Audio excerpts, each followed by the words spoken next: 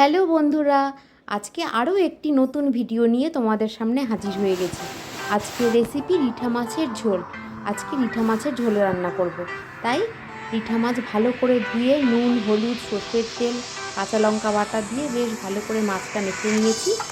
আর এখানে ছোট ছোট করে আলু কেটে নিয়েছি। আর মশলার জন্য আদা, লঙ্কা, জিরে, ধনে মিক্সিতে ভালো করে পেস্ট করে তার সঙ্গে নুন আর হলুদ মিশিয়ে রেখেছি। ব্যাস, তাহলে চলো আজকে রেসিপিটা শুরু করা যাক। আজকে রান্নার জন্য কড়াইতে তেল গরম করে মাছ ভাজতে দিয়ে দিয়েছি। মাছগুলো বেশ ভালো করে ভেজে নেব। মাছ ভাজা কমপ্লিট হয়ে গেছে। এবার মাছ ভাজার তেলে আলুগুলো ভেজে নেব।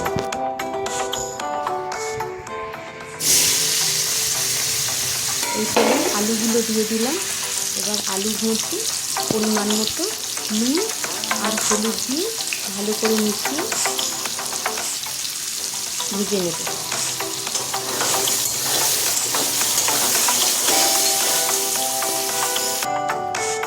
আলু ভাজা কমপ্লিট।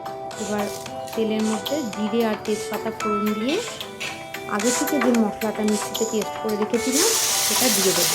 মশলাটা দিয়ে তেলের সঙ্গে ভালো করে মিশিয়ে মশলাটাকে ভালো করে কষিয়ে নেব। মশলা কষানো হয়ে গেছে।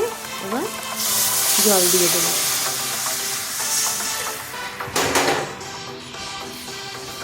ভালো করে মশলার সাথে মিশিয়ে নিয়ে ভালো করে ফুটতে দেবো। ঝোল ফুটে গেছে। তাহলে এবার একে একে মাছগুলো দিয়ে দেবো ঝোলের মধ্যে।